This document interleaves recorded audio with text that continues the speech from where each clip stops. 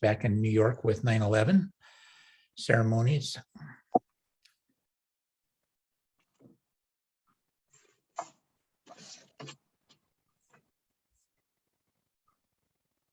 Okay, we're live on Facebook now. Thank you, Jody.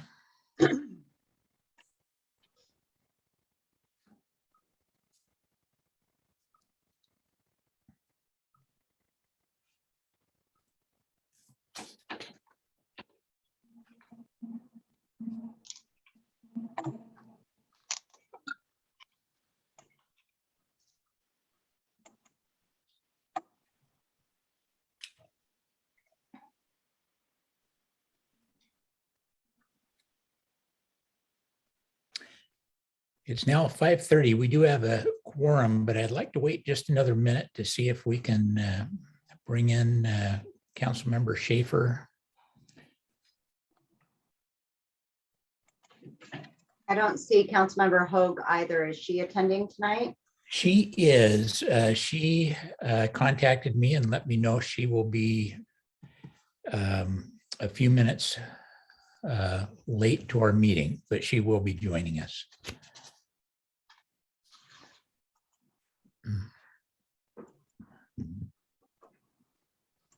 Well, I think we can get started. So Jody, if you want to record us as well, please. I know we're live on Facebook.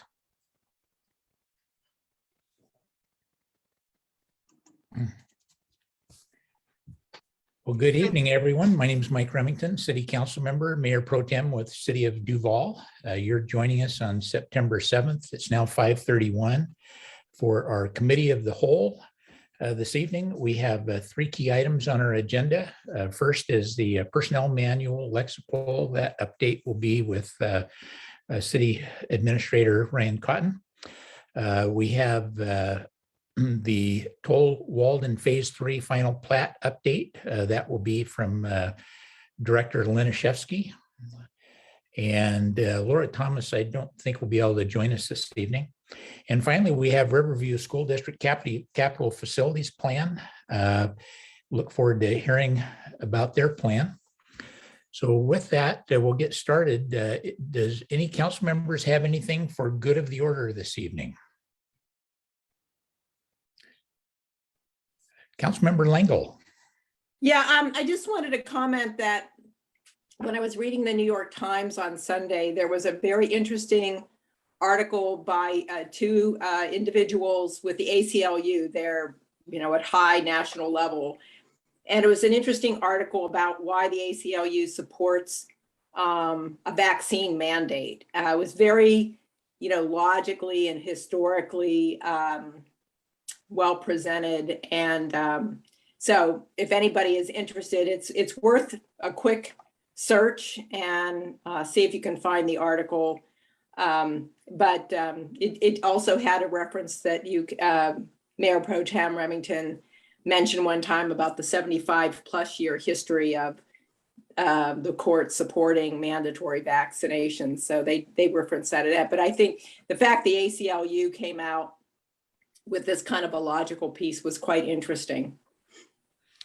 Well, thank you for that. Hopefully we can all find that. On Sunday, I think I was reading the funny paper. So that tells you operate at a really high level. What I operate on Sunday morning. I did want to mention we will get an update on the retreat from our interim city administrator, Ryan Cotton, this evening. I wanted to mention that I'll also update everybody. I'd met with the Duval Foundation for the Arts. I know there are several other council members that have also met. I don't have a lot of detail because things are being sorted out, but I'll give you an update on that as well. Well, with that, we can get started on our first agenda item, Personnel Manual, Lexipol, with Mr. Cotton. And Ryan, I'll let you introduce Rosie from Lexipol. Right. Well, it's my pleasure, and I want to thank Rosie Curon with Lexipol, who's going to be joining us tonight, is here with a short presentation. I have asked her to address a number of questions that were in your written report. as in the course of her presentation. So hopefully it will cut down on some of the time that maybe you have questions that you're waiting for that I've prompted her to respond to. Before we begin, I want to just say this is all because the city's personnel policies are out of date in a number of respects. And it is a challenge keeping them up to date. It's a challenge both because law changes and also because there's staff commitments and council time is limited, and it just is a process. It can also get expensive depending on what kinds of laws need to be researched. So this was put on my plate as something I would do back in April, May, is to help update the personnel policies. First thing I heard about, though, was another option that I did not anticipate. And as I've learned more about Lexipol, I become more intrigued by it because it represents, the next advancement in keeping policies current, keeping people current on them through training, and then making sure people are accountable through an electronic process. So whenever I see something electronically that it can accomplish more, better, faster, I pay attention to it. So in this case, Lexipol for general group personnel policies in the state of Washington is very new. It's new in the nation. When it comes to police and fire, it's very standard, decades old. So this is a new initiative on the part of Lexipol, as far as I can tell, to expand into the general personnel policy realm and accomplish some of the same goals they've done in the public safety field. So to this extent, if Duval were interested, you would be on not the cutting edge, but you would be a front runner. I think there's only one other community that has gone further with Lexipol General Group in Washington already, and that's Algona, and I don't think they have completed the process. So, but speaking to Algona, I was able to determine that there will be some interaction between the staff, the attorney, and Lexipol as we go forward, more than probably with police and fire, because they're not staffed up in all 50 states yet. However, the best practices, emphasize that, the best practices they offer far exceeds anything that I alone can offer, and probably I alone with our attorney can offer, given their knowledge of federal law and national best practices. So with that in mind, I hope, and with that forest in mind, I'm hoping you will listen more to the trees that Rosie can tell us about. And this is on cows, so there's no decision tonight. But as we move forward with this shared learning, I'm sure we'll become closer to a decision. The last thing I'll say is I got a question. Thank you, Councilmember Naplin, and I responded to everybody. And that intent is so that everyone has the same knowledge going forward, much like a cow will bring tonight. So with that, Rosie, would you please tell us more about Lexipol? Yes, thank you so much. I appreciate it. And can you see my screen? I'm sharing my screen here. Hopefully you can see that. Now it does say City of Duval Police Department. Just wanted to, share with you, that's how we started. We started helping police departments keep their policies up to date. Once we went through police departments, we expanded to fire and custody. And what we found was that cities wanted this for their city employees. So what we've seen in our research are challenges that face police departments, but also cities now with outdated policies. It's very difficult to keep policies up to date. A lack of consistency. We see that lots of different authors author policy, and then it sings from different voices. With Lexipol, the policies will sing from one voice. We have a writing guide that keeps it all consistent. Lack of accountability. We still see that departments are just emailing policies out to their employees without any signature or record of that employee acknowledging. With Lexipol, you would have that accountability. It's very time consuming to maintain. So Lexipol's process is to help that time commitment of keeping up with those policies and getting it out to employees on a regular basis. We find that there's still lack of assistance and guidance. So that's who Lexipol is. And then we also find that there is a lack of training. So our co-founder, Gordon Graham, always talks about the importance of good policy and then your ability to test your employees against their knowledge on their policies. So who is Lexipol? Again, we've been around since 2003. I can, give Ryan the amount of clients in Washington that are clients of Lexipol, quite a bit in Washington. Again, this is a new product that we are launching for city government. So there's not as many as there are on the law enforcement side. What do? We provide policy content and training for city government in this new manual. We want to give you regular updates. So anytime there's a federal change or a case law change, we're going to let you know about that. And then we also want to equip your employees to be able to train on their understanding of policy with our training bulletins that you get.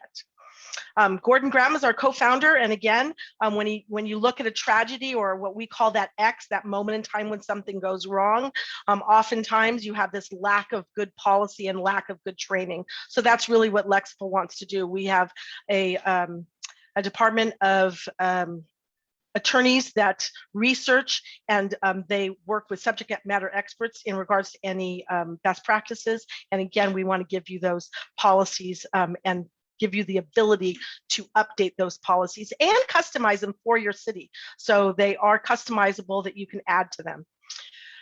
Regular updates based on all those changes that occur. That's exactly what Lexipol wants to do. And then as we see needs, we will write new policies as well. So we're always adding to the content of this city manual. And then in the platform, when there is an update, we give you side-by-side comparison, giving you the ability to make those changes in the system for your city. And then we give you detailed release notes explaining why we're making these changes. So what we would do is we would take your content that you have now and help you integrate your content into the Lexipol's manual. And what we give you, your employees would have the ability to, when you push those policies out, they would have the ability to acknowledge them electronically. We still see many cities, even police departments, working out of a 3-ring binder or emailing them without that accountability. So you would get this acknowledgement to acknowledge those policies as they're pushed to the department. And then you'd also get acknowledgements with track changes, meaning when there is a policy change, they would see what was redacted, what was added to help them understand the policies that were changed, and then they would acknowledge it after they've seen those changes. We archive the manuals for you, so every time you do have a change to a policy, the archived ones are available so that if you have to go back in time to see what your manual looks like at a specific time and date, you have the ability to do so as well in our system. So when there is an update, we give you the ability to make those changes. The split screen shows the change on your side is your language. The language on the left is language that we recommend, and then you have the ability to accept or reject. So we give you the research, we give you the reasons why, but you in the system have the ability to make those changes for your city and then push it out to your employees. Our training bulletins are provided to give your employees a scenario based on their understanding of policy. So according to Gordon Graham, every day should be a training day. So we give you 5 a month and that you push out. They take 2 to 5 minutes. Again, it's scenario based, helping them understand their understanding of policy. Very easily accessible, electronic track, just like acknowledgements. You have a way to track that employees have taken that training, and they are customizable for your department as well. Lexipol does provide a mobile app, so when you do push those policies out to employees, they do have the ability to have those through a smartphone if you allow employees to carry a smartphone. This is just full disclosure on return of investment. Lexipol did, we work with risk management associations across the United States, and they want to know if Lexipol was worth the investment. So they did this on the law enforcement side, but they did a 5-year post-implementation study that compared Lexipol clients that fully adopted their manual with non-Lexipol clients, and they compared those 2 groups. On the Lexipol side, CIRSA in Colorado found the Lexipol clients had 37% fewer claims, right? On on CIS in Oregon, they found there was a 45% reduction in the frequency and a 48% reduction in the severity. Again, this is full disclosure on the law enforcement side, but we see this trend on fire side and city government. And what we talk about is the X, that moment in time when something goes wrong. We call it the high risk, low frequency event. And again, according to Gordon Graham, it's not a matter of if, it's a matter of when. And when that happens, it could lead to physical, financial, political ramifications. And it's after the fact that legal gets involved, and they will come forward and say, hey, did you have your policies? Were they updated? Do you have a record of accountability with your employees? Do you have a training record? So Lexipol's solution is to give you policy content for your state of Washington. Now, it is federally specific and best practice. It is not Washington state specific. Lexipol is looking at that, but we decided to make a national manual, and then giving states the ability, or cities the ability, to customize, to bring that local language into that manual. We will provide those daily training bulletins, and when there is a federal change or best practice change, we would let you know about those updates. And then we give you the platform for the accessibility and the ability to manage that content and issue to your employees. And then we also have the support to get this project complete. So I always end with, how exposed are you? Do you have your policies in place? Are those policies current? Does your staff or does your city employees know your policies, and are they trained on them? With Lexipol, you're going to have the ability to say yes to those questions.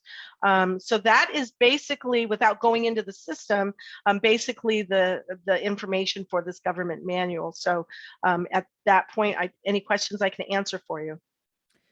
Any questions from council members? Councilmember Naplin. Yeah, I could totally see how this would be very beneficial for police. I'm struggling a little bit more with just general policies, because I think of the times that we've updated our personnel policies since I've been here. It's been very city specific on how we want to handle reclassifications, administrative leave, employment contracts. They're very specific to our city. Then the concern is that if this is not a Washington specific policy, if our state legislator is making changes, which they seem to do frequently, right, we would still have to, our city and our legal team would have to be continuously monitoring to see if we need to make changes to your generic national version. Is that right? That's exactly right. Yes. So I mean, what's an example of something that is changing annually? I mean, I could see on that police and fire things, best practices changing frequently, but in a city, in general policies, what kind of things are changing? Well, I mean, we follow all the federal changes. So if there are any federal guidelines that are going to change, we're going to suggest those. So are they going to change as often as fire and police? Absolutely not. But there are going to be changes through, sick leave.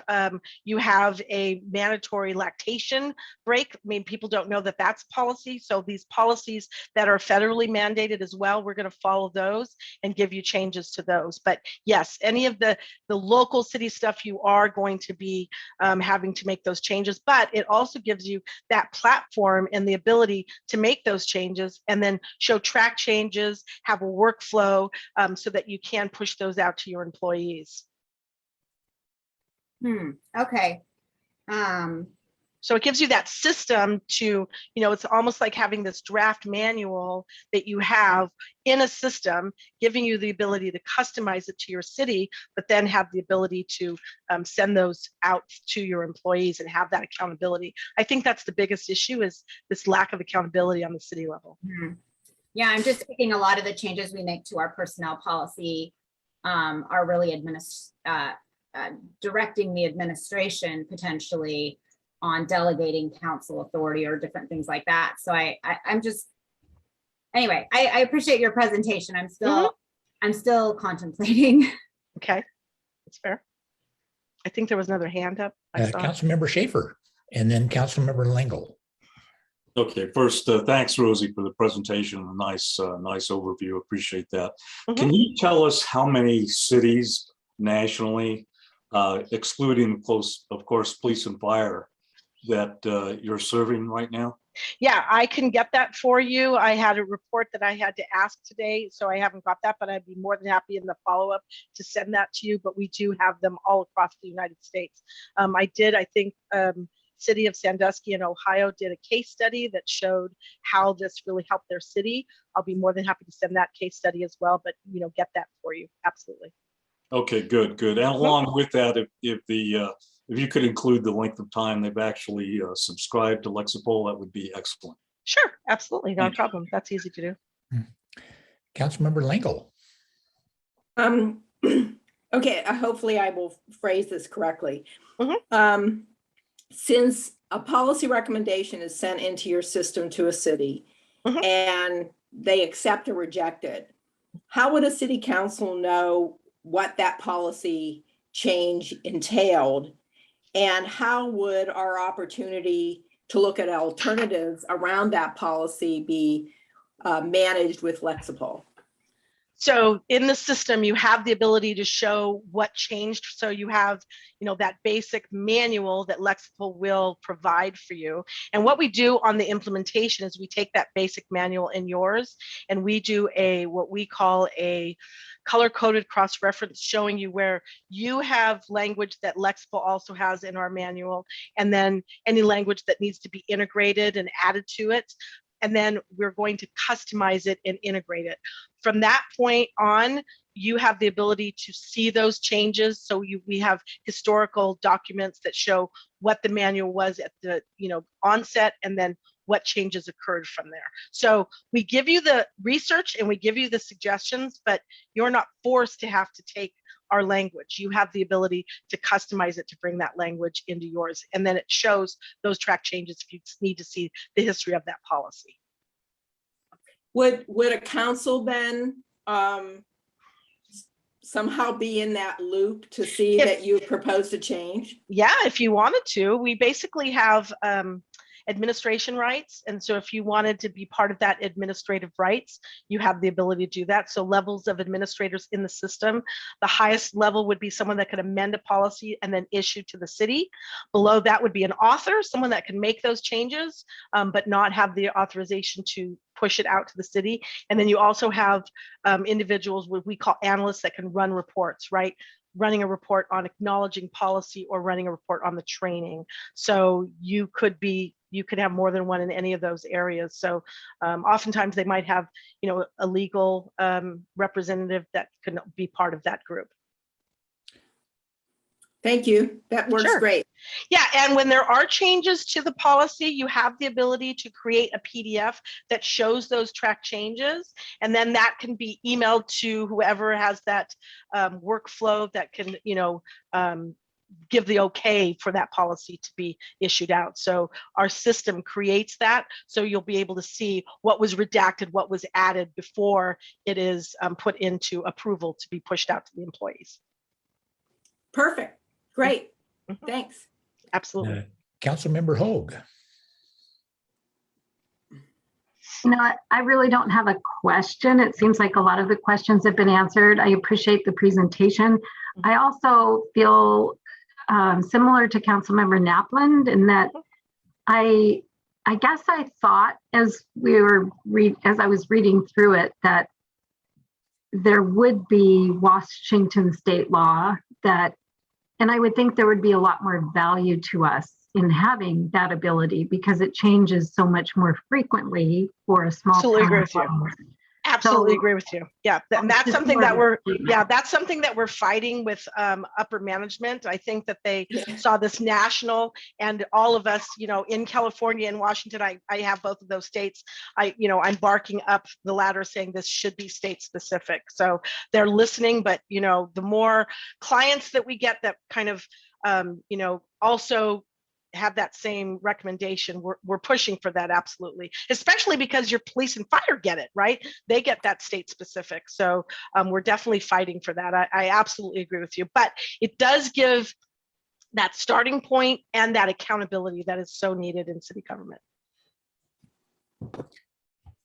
Any other questions? Mr. Cotton?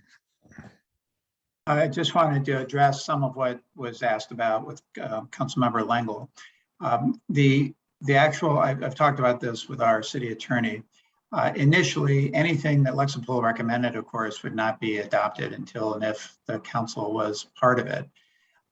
When you look at the personnel policies, chapter 4, there's certainly 2, maybe 3 classifications of those policies. Some would not have anything to do with Lexipol, like the number of the number of holidays, for example. But other things would only have to do with Lexipol. I think family and medical leave policy, I think, is a federal mandate. Right. So, chapter 4 could possibly change and be slimmed down in respect to what is, in terms of what category we end up putting a policy in. Secondly, there is a resolution way of going about approving council policy. Not all council policies have to be in the form of ordinances. Resolutions can be done more expeditiously.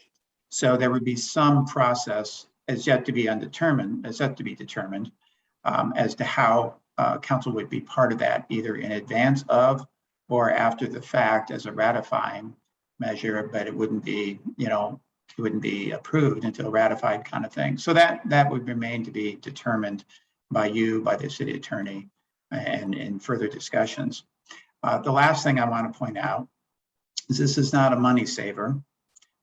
It's maybe a wash, clearly in terms of first time costs. And in my report, I show an annual cost from Lexipol, $4,691.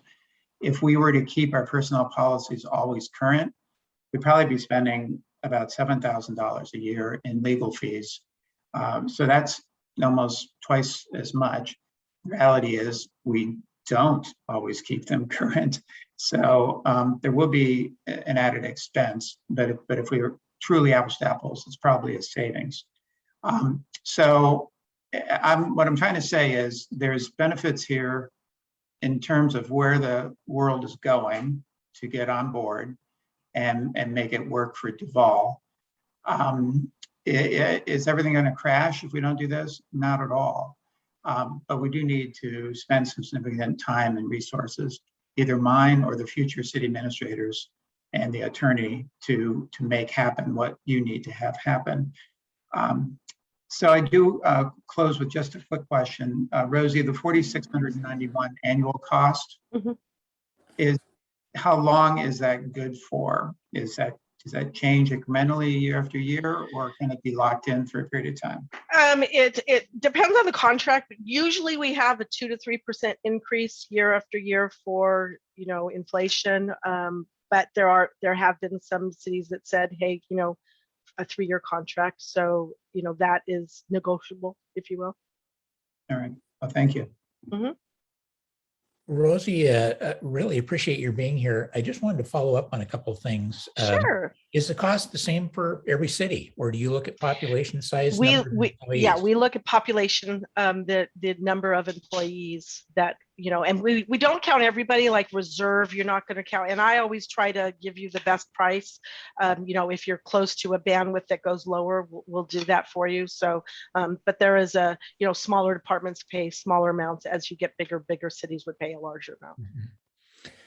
I appreciate the questions about having it more specific for Washington police and fire that way. And so Lexipol, when they send things out, are specific by state, as I recall. I get that the human resources citywide is newer, and that probably just hasn't been developed. But regardless, many cities, even if you were doing it for Washington state, cities have contracts with unions that some of those items get incorporated into city policy, and so we might have our own specific that are related to our town, and policy on using a fuel pump, and No, absolutely. Yes, so anyway, exactly. I expect there would be some of that regardless. Yeah, Well- and that we do let you add policies at no extra cost, add chapters at no extra cost, so you can bring in and integrate those policies as well that we do not have. And then we're always adding to it. I had a chief that wanted to write a policy on social networking, and he was writing it himself. I said, stop, no, we're coming out with one. So, use ours and customize ours, because when there is an update, you're going to get notified that there's an update to that, and then giving you the ability to make those changes as you see fit. So again, we don't force these changes. We do the research and we tell you what those changes are, and then give you the mechanism to make those changes, and then ultimately push those out to your employees for that accountability. And one last question, Rosie. So if we go with Lexipol and we have a contract and we get all the policies and we update them, and let's say 3 years down the road, we go, you know what, it's for whatever reason not working for us. We still have the policies. They don't disappear. We don't have access to the electronic system, I suppose. That is exactly right. Still have the policies. So there is some, I hate to say the foot in the door, but it is nice, I think, to know that you're not locked in for the rest of our lives on something if it's not working. Right. My own experience is it's a good system. But you've given us a lot to take a look at. I appreciate your answering our questions here. Absolutely. You're certainly welcome to continue to join us, but I realize life's busy and so it looks like there's one more question though. It looks like, I'm sorry. That's okay. I see one more. Mayor Okerlander. Yes. So I just want to remind council, one of the reasons that I'm very, very interested in this, besides the reduction of staff time in updating and keeping our policies updated, is the training component. That alone is a huge value and something that we don't currently have for our employees at large. You've got your federal policies, you do your local policies as well, but it is critically important that our staff be trained on HR related policies. And the fact of the matter is, if it's not done instant, if you have to take a week off for training or even a day or two, the cost of those trainings is often very expensive. And there's also time away from the office that needs to occur, where in this case, you get people trained up on the policies and then they take their testing as things get updated and they have to acknowledge that they have received those updates. And that is of huge value. And it also provides an avenue as well for supervisors and directors to keep tabs on making sure that their staff are completing those requirements. It's automatic. They don't have to go and look and ask for those training forms. Without an HR department, this is probably one of the easiest ways to streamline things and reduce the day-to-day burden on our staff, especially our directors who are already way overextended. And regardless of the skill set of a city administrator doesn't have time to sit down and make sure all these policies are updated all the time. And just to iterate the two, if somebody does go on vacation for 2 weeks, they can come back and get caught up with that training. So that training stays on their dashboard until they complete it, and then it disappears. As it disappears, our system tracks that they took that training. So again, you can always, someone that is on sick leave, they can get up to date on those trainings as well. Well, great. I'll ask one more. Any other questions? Well, not seeing any. Rosie, thank you so much. We appreciate your time. Thank you. All right, everybody be safe. I will get the answer to all the cities in the country that we have and send that to Ryan. And then also send, that there was one other thing that I was going to send. Oh, just the sample packets. So you can see the policies that we do write for the cities. And anything else, Ryan, let me know and I will get that for you. I have one Thank more you. thing Yes. one more thing ahead, to add. Is that at least for a couple of years, if we did go with Lexipol, I believe this could be ARPA funded because it's updating our technology to achieve items that are necessary as a result of the pandemic. Yes, and I do have a PDF that Lexipol has put together to explain how ARP funds can be used to purchase Lexipol, and we have that, so I'll send that to Ryan as well. Well, thank you. That's helpful. Yes. Well, good night, Rosie. Thank you so much. Again, thank you for having me. Take care. Good night. Bye-bye. Moving on to our second item, the Toll Walden Phase 3 final plat update with Director Steve Laniszewski. Most of us know this as the build out and project going on Big Rock Road for our community that might be listening to us. So with that, Steve, I'll turn it over to you. Hey, good evening, Mayor, Council, and citizens and guests. Steve Laniszewski, Public Works. Okay, so final plat of the Toll Brothers. So this is brought to you today just to discuss in preliminary form. Familiarization with the property, right? Big Rock Road. This phase is east of 3rd Avenue and then bound and west of 275th. So quite a big expanse. The plat itself, for those who do not know, platting of land, legal segregation of property.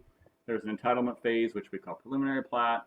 Once that's achieved, public comment, SEPA, third party, decisions are made and passed that everybody's compliant with code in preliminary form.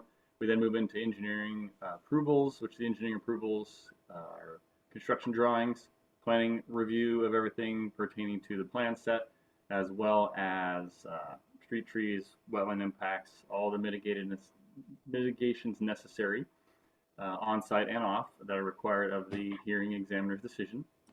And then once that's completed, construction is completed and installed and approved by staff. Then they move into final plat, which is the legal segregation of lots. So we are at that stage with phase 3. I will share my screen and go over phasing before we get into some details. Man, it is amazing what your eyes get used to when you're not using Zoom every day. I'm looking for the share button that Teams has. They're not in the same spot. So you should be able to see a purple and blue kind of color-coded item, which is in your packet. This is a phase map for phases 3 and 4. You have 3rd Avenue on the left, 275th on the right, and this is Big Rock along the frontage. This wedge of land here is Riverview School District property. These are other privately owned tracts or parcels. This phase accesses from 3rd Avenue and then from Big Rock Road. We have 116 units in this phase. The project itself, phases 3 and 4, is 206 units. They have provided for installation of the sewer line, water line, storm drain lines, majority of the roadway and sidewalk. There's pieces and parts missing that are rejected and have to be repaired for numerous reasons. The good news here for sewer, this is all gravity, so there are no pump stations. It's all installed in the ground and gravity drains to the system. Water system is integrated and ties into 3rd Avenue as well as redundant looping to 272nd. So we're actually, this project in its first 2 phases did take some systems offline and provide some connected water interties to make our system much improved for control, access, reliability, and water quality. There are 2 parks we all are aware of on this project. So we've got track 984 and 977. Those will become city parks per our comprehensive planning documents that was worked out in a development agreement with this applicant. And for those who do not know, we do not always do a development agreement. It seems like that because everything we have lately is a development agreement, but those are larger projects that had many complicated things within them, including park land construction for benefit of the city, as well as doing some work for the city on utilities, as well as road frontage and other items on our comprehensive plan list. The city does also get a 2-acre pad. Historically speaking, we had 5 acres off to the side here. In and amongst the development agreement, we converted the 5 acres to 2-acre parcel and 3 acres of park. There are 2 development agreements on this and a pre-annexation agreement that's somewhat attributable. So staff have to go over and comb that. There are some fine details in this that are not yet worked out. For instance, location and identification of low-income housing that's designated per the agreements. We're working on that phase with the applicant. A couple other points of interest are there are 374 units total allowed in the whole subdivision, although there are only 206 residential. So that leaves 168 units that can be spread amongst the commercial parcels, which are not commercial, they are mixed use institutional. There is no designation of what they can or can't be on any parcel. So the city has a shake in that, and phase C and D also have a shake in that for this image here. And phases C and D are actually just not phases C and D. They are just parcels that will be phased, developed with phase 3. So they will be completed. With that said, let's see my other notes here. There are several questions in the staff report and agenda bill that I had for council that we will need to consider at some point. Oh boy, too many buttons. Some of those questions had to do with part of the parks. So if you notice on the staff report, they are building the parks. They are not yet finished building the parks. There are things that are paid for but not yet here. So we as staff are comfortable bonding some of those items. I don't think there's anything wrong with that in this phase. We have receipts for everything needed to be delivered and built. They are working forward. They haven't stopped just doing one item or another, for their own benefit, for a certain amount of lots, or they haven't ignored the park. So there is some of that going on. Landscaping, again, a lot of the landscaping we certainly didn't want to do in the summer.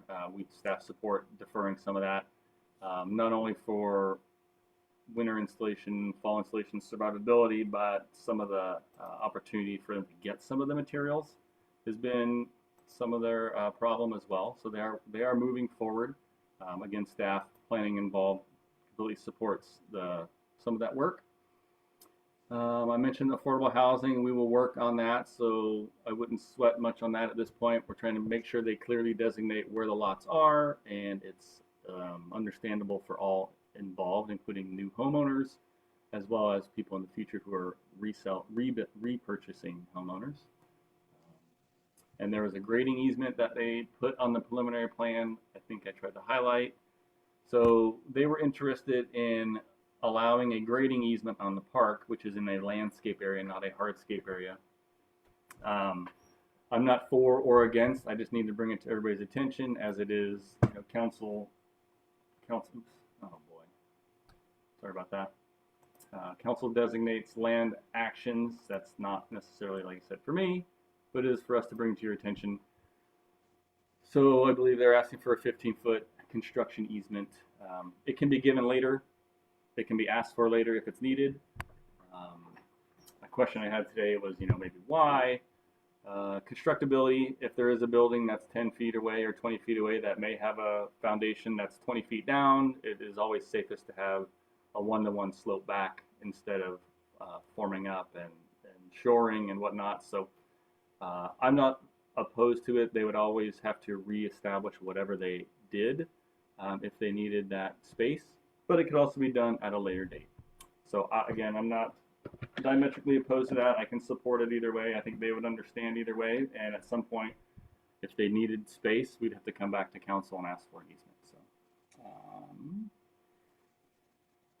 I think that's kind of the project in a nutshell. I will flip to, don't get car sick real quick. So this is more exactness of their phase of the road layout, main road layout coming down the spine here, connecting to Big Rock and of course 3rd Avenue. Loop roads, alleys, proposed connectivities of pedestrian mobility to the north that will connect you to the Rio Vista Platte Park through another subdivision. Actually, I think it's slid over between lot 9 and 10. I think this is an older image. I guess that's what I have to share and introduce to the council. I'm sure there's some questions, maybe not. Councilmember Lingle. I have two questions. One is, well, I guess it's a question as well. In the case of Rio Vista, the LUC was consulted on some specifics relative to the park, equipment that was being provided, things like that. How does administration differentiate when those things come to the land use committee and when things don't?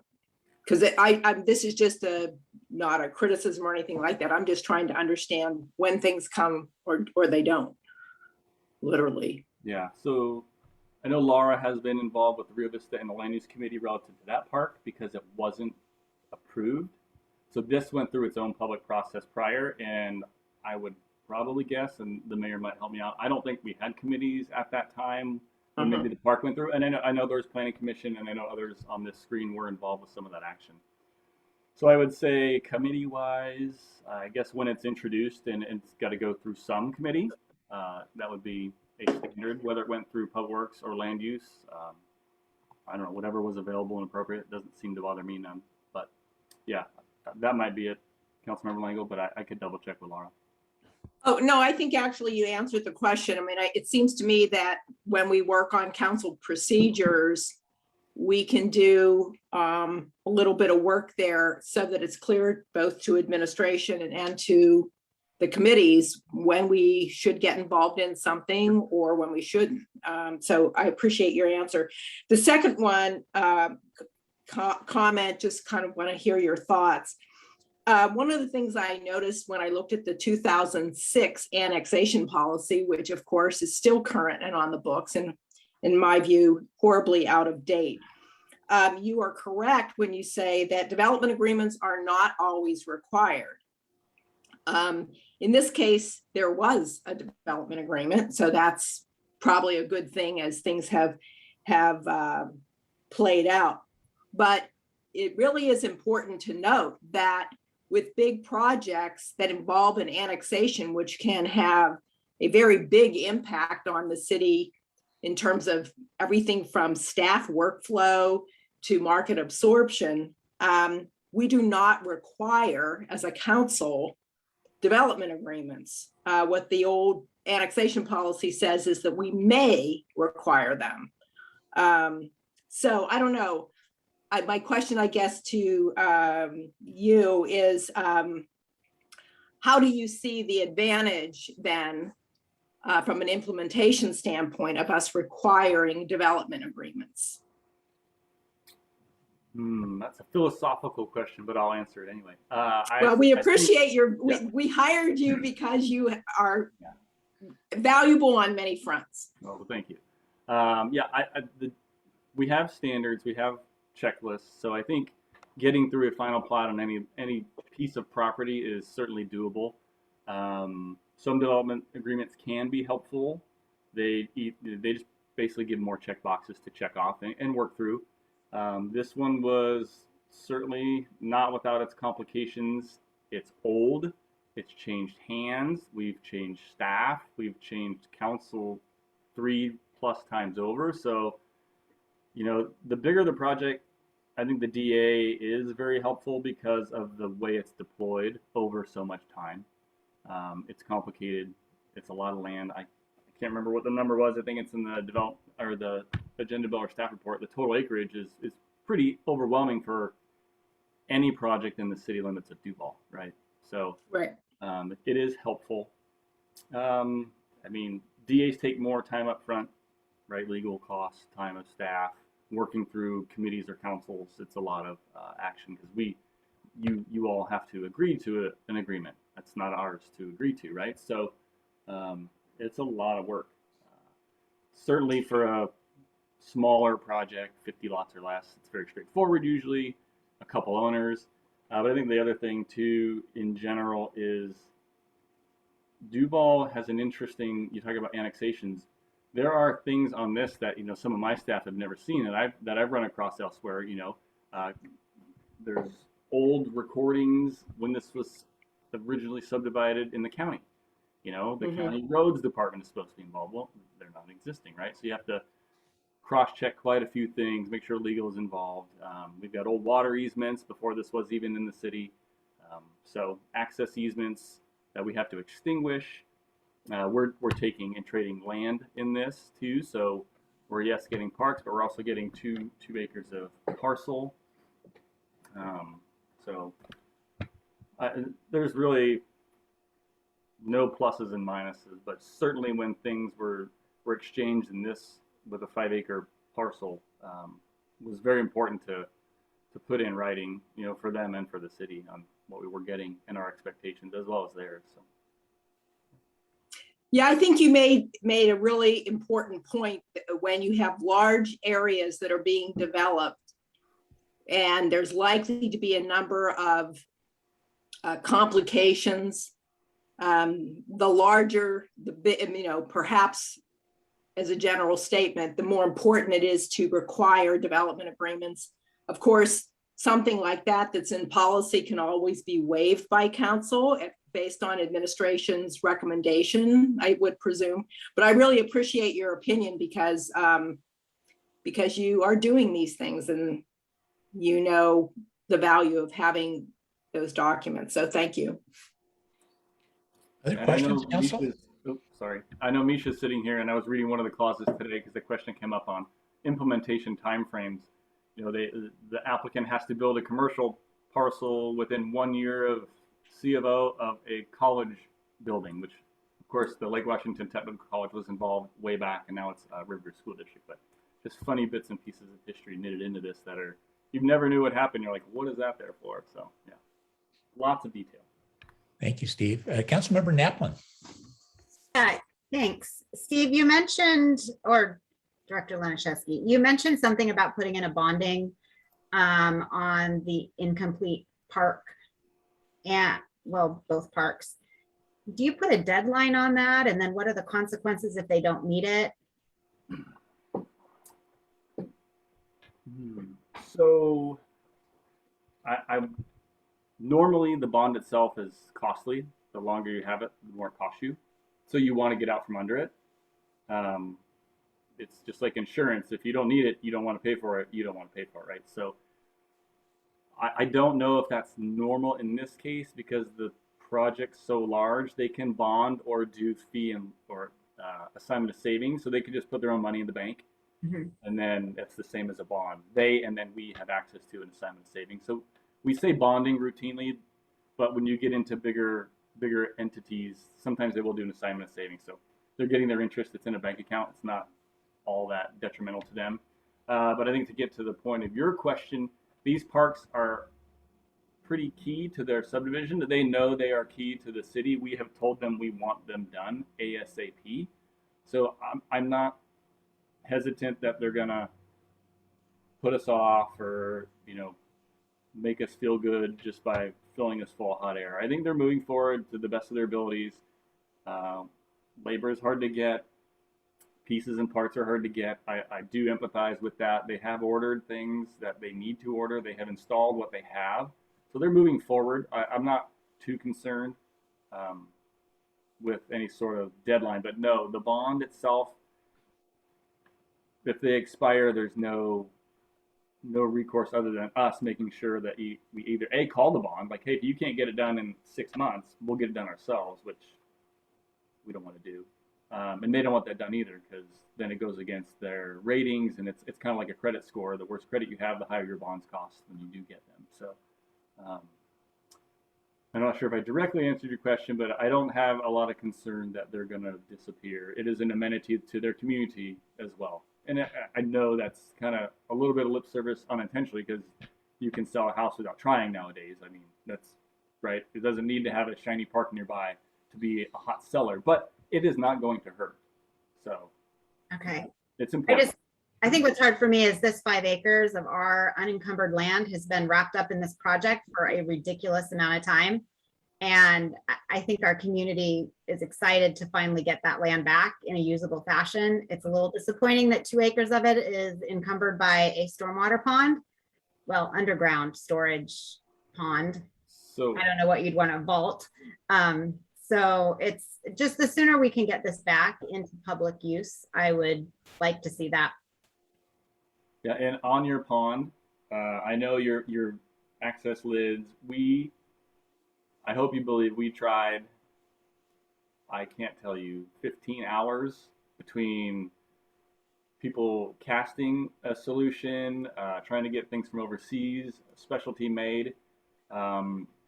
We came to the conclusion that we did not want the lids in the grass. So we worked with a builder to build some boxes underground so they'll all be covered. So it's going to make access for staff more difficult. But again, it's pretty ridiculous to have a grass play space with cast iron lids in the middle of it, right? You can see how that worked at North Hill. So if it doesn't work out, it's on me. I'll take my reprimand from the mayor at some point, but we really didn't see a reasonable alternative to have 12 manhole lids in and amongst this, over acre of pure flat grass. It made no sense. So. Okay, that was another question I had is this going to be usable as a play field? Yeah, Safety-wise? In this case, it will be. Okay. It is not preferred for operations, but it's really the best alternative we could find to make sure it was as usable as possible. And you guys know me, if you guys need a little more information, like, hey, if you prefer to see a pretty picture, I prefer to get to the point, so you guys can guide me in the next meeting. But the next time I come, if you want to see the renditions of the park space, or we can get some current visual, pictures, I can do that too. But I just want to make sure it's usable and safe for sports to start using that field as one of their options. So thank you. And you say that, and it's not untrue. Here, let me flip screens, since it is a committee meeting, not a council meeting. And I know Misha's here. I'm sorry, Misha, but share this one. So I just got some text that parking is a nightmare. Right, so we have installed some cameras. You may notice some signs at Big Rock. That is live. Pretty nice. Hasn't necessarily helped with any damages that we've had recently, but it is in reaction to that. So they are controllable. They are audio. They do record when we need them to. So field 3 to your left, you'll get the field 2 in the middle there, as well as the restroom, because we had some vandalizing happen at the restroom, and then of course over at the storage unit. And then I can switch over to the cameras between fields 1 and 2. And sorry, it is live. It takes a second to load up. You can see all the little kids. So this is your successful park in action as a segue from building more parks. So any other questions on the plat? Council, any questions? Not seeing any. Steve, thank you. Mayor, that might be nice to put in the mayor's message that we do have monitoring at the park. It might help people understand that we do have visual and recordings of that for safety reasons. Steve, I want to make one comment about the two big things we receive feedback on is growth and traffic. And certainly people are watching the development in this area of the city and concerned about what happened to our great city with large lots and play space. But I do personally just want to let council know that over the years, we have zoning that's established. Some of that is brought about by regulations and things that come down from King County and the state, including the Growth Management Act. And in the city of Duval, we're used to saying R4, that's 4 units per acre. So many of the homes up on the hill off of 150th and other areas, you see the homes spaced out nicely and people like that look. But we also have what's called R6, R12, and R20. And so that's more units per acre. And some of those are apartment units. And it's in this area closer to the main traffic areas, so that someday those housing units that are much closer together have access to public transportation, walkable to some of the other resources, including grocery stores and other facilities. But traffic is one of the things that everybody feels the pressure and sees that growing and not getting easier. It gets tougher. And Steve, I know there was a lot of planning taking place and what kind of delays, especially as you get down to 203 and Big Rock. People are just noticing in the Safeway area with Starbucks and things are just backing up, especially during commute hours. But those are actually looked at as part of a traffic study, as I understand, to see how are we doing, how long are those delays? And my understanding is they've been within parameters. Is that something we will continue to monitor and then eventually have to have a plan for routing traffic, maybe other directions? Yeah, so question I asked, probably a little more lead up into what goes into a plat might be helpful, rather than some images. But yes, preliminary plat work goes through all of the land entitlement expectations as well as impacts to the system. And the system isn't just water, sewer systems, or storm, it's streets also, parks, schools. Everything is looked at in the beginning. The city has, and then this is part of the on-call support need, right? We have a transportation consultant, we have a traffic model. The model is continuously growing and everything goes into it. So next time we look at another application from the school district or ourselves, you know, we can see what those impacts are going to be. We are always a little tricky though, because concurrency is, right, the transportation assessment as well as mitigation programming in a sense.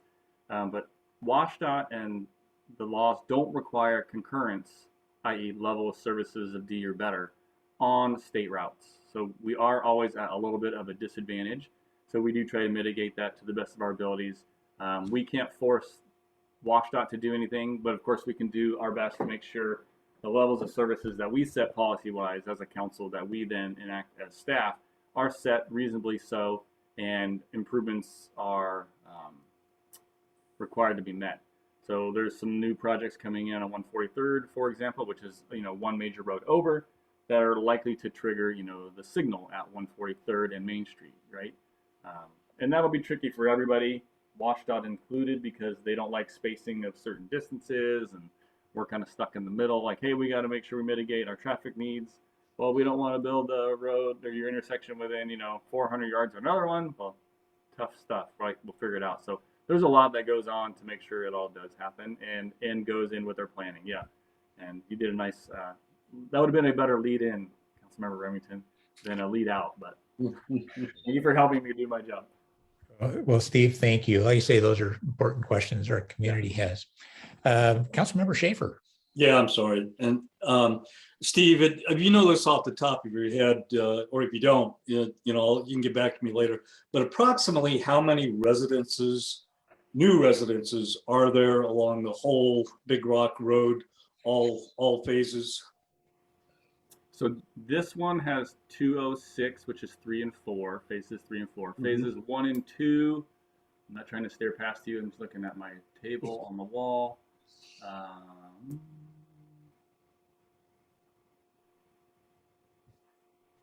144. So 144 between Starbucks Corner and 3rd, and then 206 between here and 275th. And so right around 350 then. Yeah. Total. Okay. Yeah, I just want, you know, all of us need to keep in mind, you know, since we do get asked so much about growth here, you know, so I think there's an average of about 3 people per residence or per household here. So, you know, 3 times that number is basically what this complete development adds to us. And I realize few of any of us were on the council when this, you know, this was approved and zoned and all of that, but nonetheless, good for us to keep in mind this type of thing going forward. yeah, and you guys can always check it out too. I've been sharing it with the school district on some of the departments I work with. The current development map, Acela is keeping that completely up to date now, as well as linking some of the active projects, whether they're in preliminary plat stage or engineering approval, which is very helpful. And yeah, I met with the transportation group at Riverview this morning with Larissa just to show them what's going on so they can understand, and then they can go bug Misha with, hey, by the way, you can't put any more people the other way because we're full. Like, yeah, it's Well, Steve, thank you again. I appreciate your presentation. Well, it's my pleasure to welcome Misha Robertson with the Riverview School District. We're separate agencies, obviously, but we work hard to have good communications between us. And part of that is this evening. And Misha is here to talk to us about their capital facilities plan. So Misha, I'll give you the floor. Yeah, hello all. all. Thank you guys so much. Yeah, I am the Director of Business and Operations for those of you that don't know me here at Riverview. This is my third school year in this position. So I will just start sharing this presentation here with you guys. Let's see if I can keep it going. Can you guys all see that? Yes. Okay. Perfect. Okay, so do it over here so I can click. All right, so capital facilities plan, not a lot changed this year, but I'll just go through the plan with you. I hope all of you guys got a copy I sent over to review before. Still the same footprint for our district in terms of serving King County, City of Carnation, and Duval. We are still sitting at approximately 3,000 students. And we still have the 3 comprehensive elementary schools, the multi-age elementary school, 1 middle school, the high school, and then our alternative program, the Riverview Learning Center. Enrollment trends and projections. So as of October 2020, we'll have the actual numbers for that. So all of the enrollment projections are based off of October's school count. So when we look at the actuals, we always base our enrollment off of that. That's the state's official first enrollment count for us. We anticipate that we will see growth due to different reasons, such as kids coming in from private schools. This year, we're specifically looking at projecting increase in enrollment in kindergarten for those students who held off coming to school last year due to the pandemic. We also did see a significant decrease in students that are attending schools outside of the district. More people do come and stay within the district versus going outside. We don't have a whole lot of schools very close to us. And then the local growth in developments, of course, is the main contributor to our growth in our schools. So City of Carnation is estimating somewhere around 204 single family residents in the next 4 years and 56 multifamily residents. And then working with Steve, found out you guys are estimating over 500 housing starts and that additional 110 lots in the next 5 years. Our headcount projections are a little easier to see on the next page, so I'm going to scroll to that. This will show you our actual enrollment was about 3,000 students last year, just one over. This is headcount, whether students are here for a part of a day or all day. The capital facility plan looks at the capacity in which they take up in our schools, so we look at headcount for that. Some of our other projections are based off of FTE, what percentage of the day the students are in our district. We did project a 5% overall increase when we look at increasing of our basic ed students. When we make those projections, it's not a set 5% every grade level. We do have variations. And then we're projecting out for the other remaining years a 1% growth. The 5% for this year, we're estimating seeing more students returning after the pandemic. Like I said, more increase in kindergarten, so forth. This just is a spreadsheet that just basically shows you the inventory that we have, the capacity each school holds, and then their actual enrollment for last school year. Each school was part of a study and survey that showed us, what's the actual capacity in each of those buildings. That's permanent capacity. Permanent capacity does not include portables. In this program, we call portables receptacles. So this does not include that. This is our actual permanent capacity within those buildings. So what we find is that across the district, we do have capacity needs at all levels. Some of the reasons are we have converted many of our or all of our kindergarten classes to full day. We used to have half day kindergarten, so we could support twice as many students in our kindergarten classes than we can now. The state has also implemented reduced class size requirements for kindergarten through 3rd grade. And so that has expanded the number of classrooms that we need for those grade levels to remain compliant on those class size compliance requirements in order to receive funding. And then we've also seen growth from the development as well. So with that, we see that we do have a shortfall in permanent capacity throughout the district at every grade level, and are anticipating that until we add some more permanent capacity with either an elementary school or additions to some of our other schools.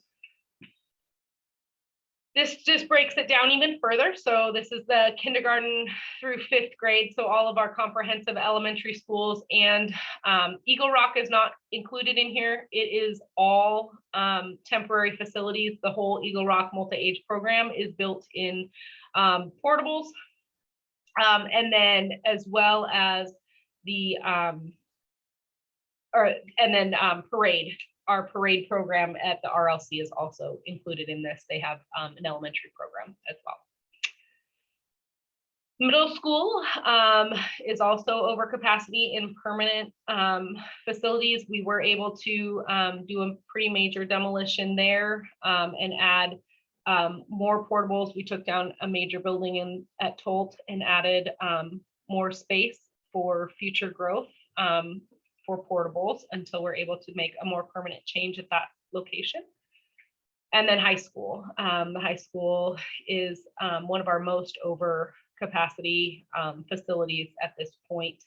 They have actually the most portables also on campus, and still are very close to at capacity with even the portables that they have.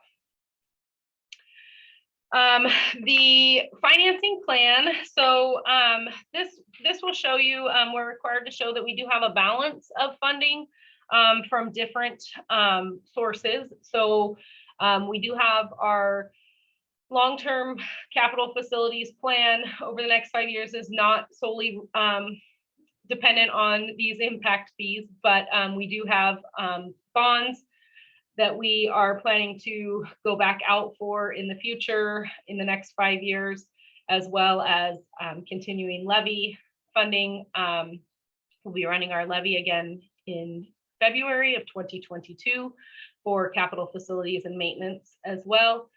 Some of the projects within the bond measure that we ran and will continue to run did have state matching funds available for them. That was for the work that we were going to be doing on the middle school and high school, as well as the impact fees as well.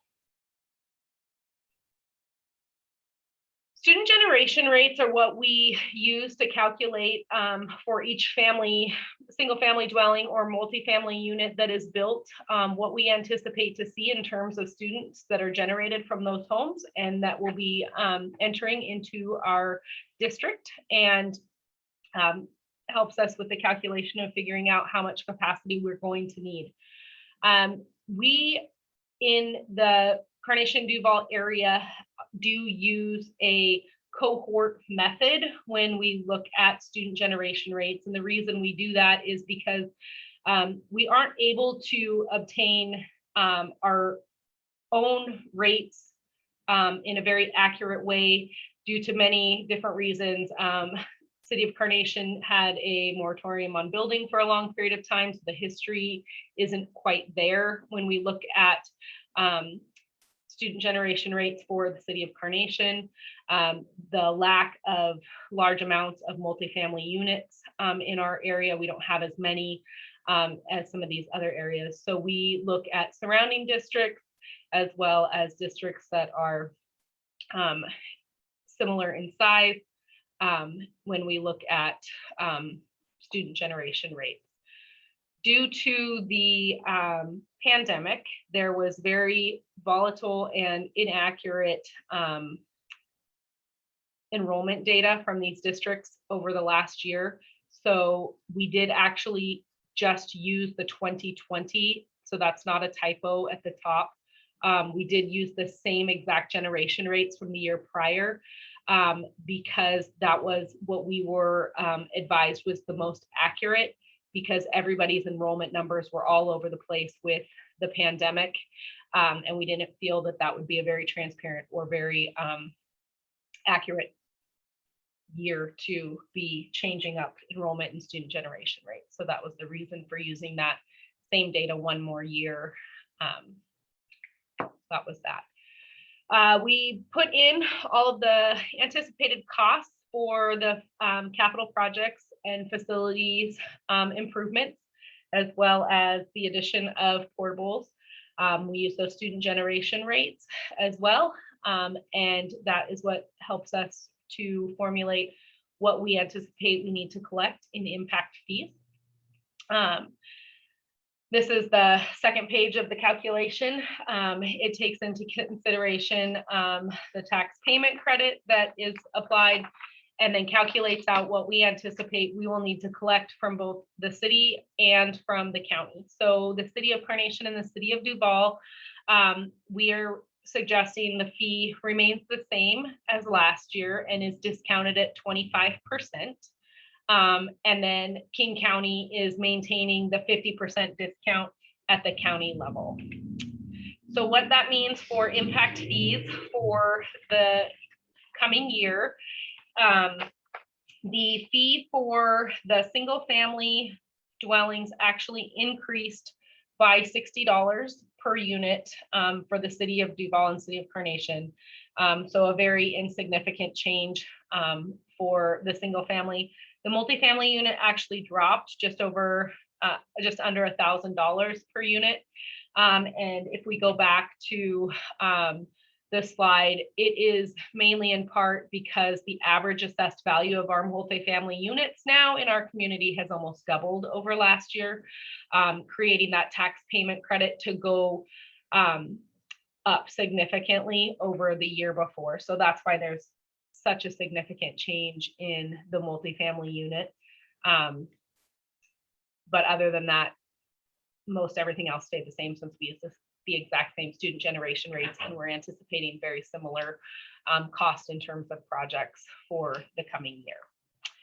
So that is where we're at, and that is what we are suggesting that the city of Duval and the city of Carnation both adopt as their impact fee for the coming year. And I will open it up for questions. Misha, thank you. Council, we have probably 5 minutes worth of questions we can ask before we take a short break before city council. So if you can keep your questions real direct for Misha. So I'll just open it up. Any questions? Councilmember Lingle. I think we're on mute. Yeah, I've been tracking your facility plans back, I think, at least to 2017. So here's my question. You are looking at $91 million worth of public financing to resolve the capacity issues within the school district.